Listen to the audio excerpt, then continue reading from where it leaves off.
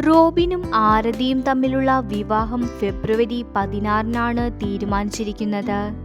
റോബിന്റെ വിവാഹത്തിന് ദിൽഷ എത്തുമോ എന്നാണ് ഇപ്പോൾ ആരാധകരുടെ ചോദ്യം. അതിന് മറുപടിയുമായി അടുത്തിടെ ദിൽഷ പ്രതികരിച്ചിരുന്നു. റോബിനുമായി ഇപ്പോഴും സൗഹൃദത്തിലാണ് എന്നാണ് ദിൽഷ പറഞ്ഞത്.